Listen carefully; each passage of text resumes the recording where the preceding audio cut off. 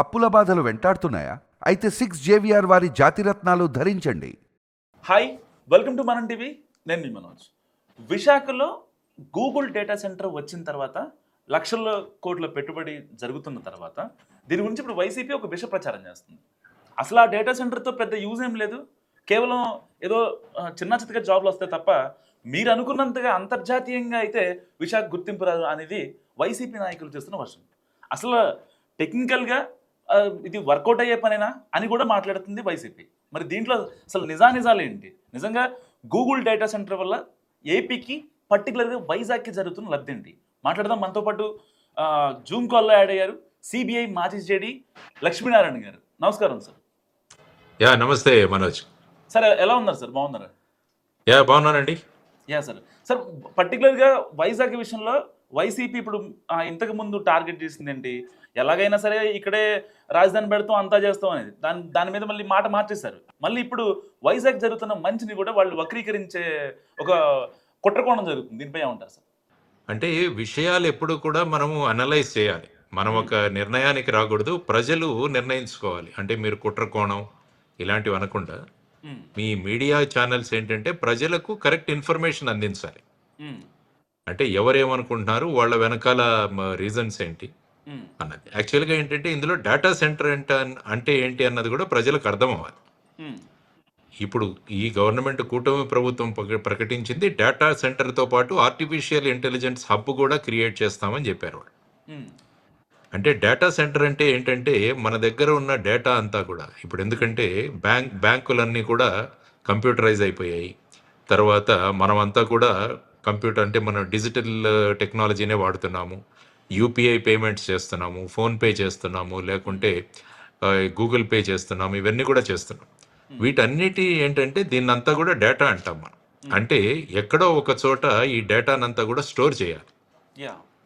For example మీరు ఫేస్బుక్లో ఏదైనా ఫోటో సేవ్ చేసుకున్నారంటే అది వెళ్ళి డేటా సెంటర్లో సేవ్ అవుతుంది. ఎప్పుడైనా మీరు రిట్రీవ్ చేయాలంటే అక్కడ నుంచి బయటకు వస్తుంది. అదేవిధంగా మీరు ఓలా, ఊబర్ ఇవన్నీ కూడా వాడుతున్నారు. సో దీనికి సంబంధించిన డేటా అంతా అంటే డ్రైవర్ల లిస్టు, తర్వాత వచ్చేసి వాళ్ళు ఎక్కడున్నారు, వెహికల్ నంబర్సు, తర్వాత కస్టమర్ లిస్టు, ఇవన్నీ కూడా డేటా సెంటర్లో ఉంటాయి. ఆ డేటా సెంటర్ ఎప్పుడైతే మనం ఈ అప్లికేషన్ ఉపయోగిస్తామో అది డేటా సెంటర్ నుంచి ఈ డేటానంతా తీసుకొని ఈ అప్లికేషన్స్ వర్క్ అవుతాయి.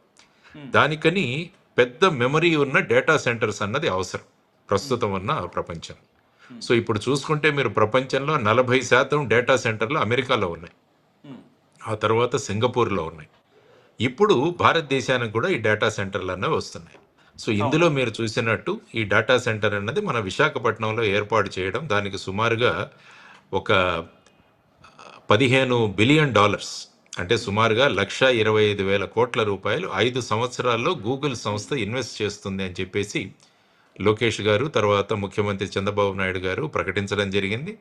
ఆ తర్వాత ఇక గూగుల్ సెంటర్ మన దగ్గర వస్తుంది అన్నది మనం అందరం కూడా అనుకుంటున్న అంశం. సో ఇప్పుడు ఈ డేటా సెంటర్ని ఎలా డిఫైన్ చేస్తారంటే ఎన్ని మెగావాట్ల ఎలక్ట్రిసిటీ కావాలన్న దాని మీద డేటా సెంటర్ కెపాసిటీ ఆధారపడి ఉంటుంది. అంటే ఈ డేటా సెంటర్లో ఏంటంటే చిప్స్ ఉంటాయి, ఇవన్నీ కూడా చాలా ఎక్కువ ఎలక్ట్రిసిటీ కావాల్సి వస్తుంది వీటిని రన్ చేయాలంటే. తర్వాత ఏంటంటే వీటిని రన్ చేసేటప్పుడు చాలా హీట్ కూడా జనరేట్ అవుతుంది. కాబట్టి వాటిని కూల్ చేయడానికి కూలింగ్ సిస్టమ్స్ కావాలి. ఆ కూలింగ్ సిస్టమ్స్కి చాలా నీళ్లు కూడా అవసరం అవుతాయి. అందువల్ల మీరు డేటా సెంటర్ అని డిఫైన్ చేస్తున్నప్పుడు ఏమవుతుందంటే ఎన్ని మెగావాట్ల డేటా సెంటరు అన్నది డిఫైన్ చేస్తారు. ఫర్ ఎగ్జాంపుల్ మొత్తం భారతదేశంలోనే ఒక 2 గిగావాట్ డేటా సెంటర్స్ ఏర్పాటు చేయాలన్నది ఒక టార్గెట్. అందులో ఇప్పుడు ప్రస్తుతం మనం విశాఖపట్నంలో చేస్తున్న డేటా సెంటర్కి సుమారుగా 50 మెగావాట్ల ద్వారా ఎలక్ట్రిసిటీ కావాల్సి వస్తుంది అంటారు. అంటే దానికోసం సబ్స్టేషన్లు నిర్మించాల్సి ఉంటుంది. తర్వాత ఏంటంటే డేటా సెంటర్లో ఎక్కడా కూడా బ్రేక్ డౌన్స్ ఉండకూడదు. అలా కాకుండా కంటిన్యూస్ అన్ఇంటరప్టెడ్ పవర్ సప్లై అన్నది ఉండాలి అక్కడ. సో దానికోసం చాలా జాగ్రత్తగా పవర్ స్టేషన్స్ ఎస్టాబ్లిష్ చేయాలి. తర్వాత కూలెంట్ కోసం కూడా వాటర్ చాలా పెద్ద సంఖ్యలో మనకు కావాల్సి వస్తుంది, కొన్ని టీఎంసీల నీళ్లు కావాల్సి వస్తుంది.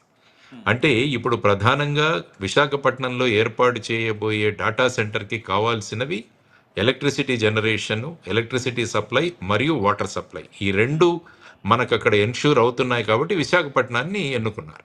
తర్వాత ఏమవుతుంది, విశాఖపట్నాన్ని ఎన్నుకోవడానికి ప్రధానమైన కారణం ఏంటంటే మనకు సౌత్ ఈస్ట్ ఏషియా దేశాలు చాలా ఉన్నాయి. ఇటు సైడ్ చూసుకుంటే ఇండోనేషియా ఉన్నాయి, లేకుంటే మలేషియా ఉంది, ఈ దేశాలన్నీ కూడా ఉన్నాయి.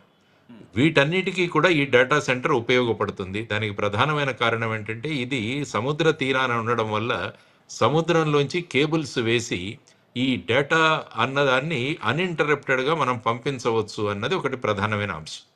సో అందువల్ల విశాఖపట్నం అన్నది ఒక స్ట్రాటజిక్గా గూగుల్ వాళ్ళు ఎన్నుకున్న ఒక సంస్థ. సో ఈ విధంగా చూసుకుంటే ఏ ఇన్వెస్ట్మెంట్ అయినా భారతదేశంలో రావడాన్ని మనం స్వాగతించాలి. అవును. ఆ తర్వాత ప్రస్తుతం సుమారుగా 1,25,000 నుంచి 1,30,000 కోట్ల దాకా ఇన్వెస్ట్మెంట్ చేస్తోందంటే it's a foreign direct investment, FDI. ఇది కూడా దాన్ని కూడా మనం స్వాగతించాలి. యాక్సెప్ట్ చేయాలి. ఆ తర్వాత ఈ డేటా సెంటర్తో పాటు ఆర్టిఫిషియల్ ఇంటెలిజెన్స్ హబ్ కూడా క్రియేట్ అవబోతోంది అని చెప్పారు. సో ముఖ్యంగా డేటా సెంటర్ వల్ల ఎన్ని ఉద్యోగాలు వస్తాయన్నది ప్రధానమైన కంటెన్షన్ మీరు మాట్లాడారు. అంటే ఇతర ప్రతిపక్షాలు దీని గురించి మాట్లాడుతున్నారు. డేటా సెంటర్ మీకు నిర్మించాలంటే ముందు సుమారుగా ఒక 3,000 నుంచి 5,000 మంది కార్మికులు కావాలి. అంటే దీని కన్స్ట్రక్షన్లో చాలా పెద్ద సెంటర్లో ఉంటుంది డేటా సెంటర్ కన్స్ట్రక్షన్. కాబట్టి కన్స్ట్రక్షన్ అప్పుడు ఉద్యోగాలు క్రియేట్ అవుతాయి. ఆ తర్వాత డేటా సెంటర్ తయారైన తర్వాత దీన్ని మెయింటెనెన్స్ కోసం స్టాఫ్ కావాల్సి వస్తుంది. తర్వాత దీనిలో సైబర్ సెక్యూరిటీ, అంటే డేటా సెంటర్ యొక్క సెక్యూరిటీ చాలా important. So data centre security maintain చేయడానికి అక్కడ ఉద్యోగులు కావాల్సి వస్తుంది. ఆ తర్వాత పవర్ సప్లై ఏదైతే ఉందో దాన్ని చూడడానికి ఉద్యోగాలు క్రియేట్ అవుతాయి. తర్వాత వాటర్ సప్లై, కూలెంట్, వీటిలన్నిటికీ కూడా అక్కడ ఉద్యోగాలు క్రియేట్ అవుతాయి. దానితో పాటు ఏమవుతుందంటే ఎప్పుడైతే ఒక డేటా సెంటర్ ఇంత పెద్ద సంఖ్యలో ఎస్టాబ్లిష్ అవుతే చుట్టుపక్కల దీన్ని ఎకో సిస్టమ్ అంటాం మనం. ఫర్ ఎగ్జాంపుల్ వైజాగ్లో స్టీల్ ప్లాంట్ ఏర్పాటు చేసిన తర్వాత దాని చుట్టుపక్కల చాలా యాన్సిలరీ యూనిట్స్ వచ్చాయి, అంటే చిన్న చిన్న ప్రోడక్ట్స్ తయారు చేయడానికి. దాన్ని ఎకో సిస్టమ్ అంటాం. అంటే ఎప్పుడైతే ఒక పెద్ద పెట్టున ఒక ఇన్వెస్ట్మెంట్ జరిగిందో దాన్ని ఆధారంగా తీసుకొని దాని చుట్టుపక్కల చిన్న చిన్న సంస్థలు అన్నవి కూడా డెవలప్ అవుతాయి. సో వీటి ద్వారా కూడా ఉద్యోగాలు క్రియేట్ అవుతాయి. ఆ తర్వాత ఆర్టిఫిషియల్ ఇంటెలిజెన్స్ హబ్ కూడా క్రియేట్ చేస్తున్నారు. కాబట్టి ఆర్టిఫిషియల్ ఇంటెలిజెన్స్ అన్నది రాబోయే కాలంలో ప్రపంచాన్ని నడిపించే టెక్నాలజీ. సో అందువల్ల ఆర్టిఫిషియల్ ఇంటెలిజెన్స్లో కూడా ఉద్యోగాలు పెద్ద సంఖ్యలోనే తయారవుతాయి. ఆ తర్వాత ఈ ఆర్టిఫిషియల్ ఇంటెలిజెన్స్లో ఉన్న వాళ్ళకి ట్రైనింగ్ ఇవ్వడము, తర్వాత స్టూడెంట్స్ స్కిల్ డెవలప్మెంట్ కోసం వాళ్ళకు ఆర్టిఫిషియల్ ఇంటెలిజెన్స్ ఇన్పుట్స్, దానికోసం క్రియేట్ అయ్యే ఉద్యోగాలు, ఇవన్నీ చూసుకుంటే అటు డేటా సెంటర్, ఇటు ఆర్టిఫిషియల్ ఇంటెలిజెన్స్ హబ్, ఈ రెండిటి వల్ల ఉద్యోగాలు పెద్ద సంఖ్యలో క్రియేట్ అవుతాయి. అవి ఎగ్జాక్ట్గా ఎంత అవుతాయి, ఉత్త డేటా సెంటర్ అయితే కేవలం ఒక 10,000 ఉద్యోగాలు మాత్రమే క్రియేట్ అయ్యాయి. కానీ ఇప్పుడు డేటా ఉద్యోగాలు అంటే ఇండైరెక్ట్ గా దానికి డబుల్ అనుకోవచ్చు సార్, డబుల్ అనుకోవచ్చు. తర్వాత ఏఐ హబ్ కూడా అంటున్నారు కాబట్టి ఇంకా చాలా పెద్ద సంఖ్యలో ఉద్యోగాలు క్రియేట్ అవుతాయి. అందులో there is no doubt. So అందువల్ల ఈ డేటా సెంటర్ రావడము, తర్వాత ఏఐ హబ్ రావడం అన్నదాన్ని మనం వెల్కమ్ చేయాలి, దాన్ని స్వాగతించాలి. ఆ తర్వాత ఏంటంటే ప్రభుత్వం యొక్క ప్రధానమైన బాధ్యత ఏంటంటే సుమారుగా చాలా కన్సెషన్స్ కూడా వాళ్ళకి ఇస్తారు. ట్యాక్స్ ఎగ్జామ్షన్స్ కానీ, లేకుంటే ఈ ల్యాండ్ అలాట్ చేయడంలో కానీ, తర్వాత ఎలక్ట్రిసిటీ కూడా కన్సెషన్ రేట్లతో వాళ్ళకి ఇవ్వడము, వాటర్ సప్లై కూడా కన్సెషన్ రేట్లో చేయడం, ఇవన్నీ కూడా వస్తాయి. కానీ ఇందులో ప్రధానంగా మనం చూడాల్సింది ఏంటంటే ఎలక్ట్రిసిటీ జనరేషన్ కోసం ఇప్పుడు మళ్ళా మనం థర్మల్ పవర్ మీద ఆధారపడ్డాం అనుకోండి, మళ్ళా ఏమవుతుందంటే పొల్యూషన్ పెరుగుతుంది. అందువల్ల ప్రభుత్వం చేయాల్సింది ఈ డేటా సెంటర్ అండ్ ఏఐ హబ్కు కావాల్సిన ఎలక్ట్రిసిటీ అన్నది solar energy, alternative sources of energy నుంచి ఇవ్వాల్సి ఉంటుంది మనం. సో ప్రభుత్వం వెంటనే ఈ సోలార్ ప్లాంట్స్ని డెవలప్ చేయడం, ఆ తర్వాత వచ్చేసి అనకాపల్లిలో ఈ హైడ్రోజన్ హబ్ కూడా, అంటే గ్రీన్ ఎనర్జీ అంటాం మనం, గ్రీన్ హైడ్రోజన్ హబ్ కూడా క్రియేట్ చేస్తాం మన అనకాపల్లిలో. అందువల్ల ఈ గ్రీన్ హైడ్రోజన్ ఎనర్జీ ద్వారా వచ్చేది మళ్ళీ మనకు రెన్యూవబుల్ సోర్సెస్ ఆఫ్ ఎనర్జీ, అంటే ఈ కోల్ బర్న్ చేయాల్సిన అవసరం ఉండదు. సో ఈ డేటా సెంటర్తో పాటు ప్యారలల్గా దాన్ని డెవలప్ చేయడం చాలా అవసరం. ఆ తర్వాత రెండవ నీటి కోసం ముఖ్యంగా మనం చూడాల్సింది ఏంటంటే పోలవరం ప్రాజెక్టు త్వరగా కంప్లీట్ అవ్వాలి. పోలవరం ద్వారా లెఫ్ట్ బ్యాంక్ కెనాల్ ఏదైతే ఉందో దాని ద్వారా విశాఖపట్నానికి ఏదైతే వాటర్ సప్లై ఉందో అందులో కొంత భాగం ఈ డేటా సెంటర్కి, ఆర్టిఫిషియల్ ఇంటెలిజెన్స్ హబ్కి ఇవ్వాల్సి వస్తుంది. సో ప్రధానంగా ఏంటంటే ఈ డేటా సెంటర్కి కావాల్సిన ఇన్ఫ్రాస్ట్రక్చర్ ఇవన్నీ కూడా ప్రభుత్వం ఇవ్వడానికి సిద్ధంగా ఉంది. తర్వాత ఇందులో మీరు ముఖ్యంగా చూసుకుంటే కేంద్ర ప్రభుత్వం కూడా వాళ్ళు డిజిటల్ ఇండియా అని, తర్వాత మిగతా కొన్ని స్కీమ్స్ ద్వారా ఈ డేటా సెంటర్లను భారతదేశంలో ఆహ్వానిస్తున్నారు. ఇప్పటి వరకు మీరు డేటా సెంటర్స్ చూసుకుంటే ముంబైలో ఉంది, బెంగళూరు, తర్వాత హైదరాబాదు, ఆ తర్వాత వచ్చేసి బెంగళూరు, ఆ తర్వాత ముఖ్యంగా టైర్ 2 సిటీస్ అంటే మన విశాఖపట్నంలో రావడం అన్నది మనం అందరం కూడా స్వాగతించాలి. ఎప్పుడైతే ఈ విధమైన ఇన్వెస్ట్మెంట్ ఇక్కడ వస్తుందో మిగతా కంపెనీలు కూడా విశాఖపట్నం వైపు చూడడం మొదలు పెడతాయి. అవును.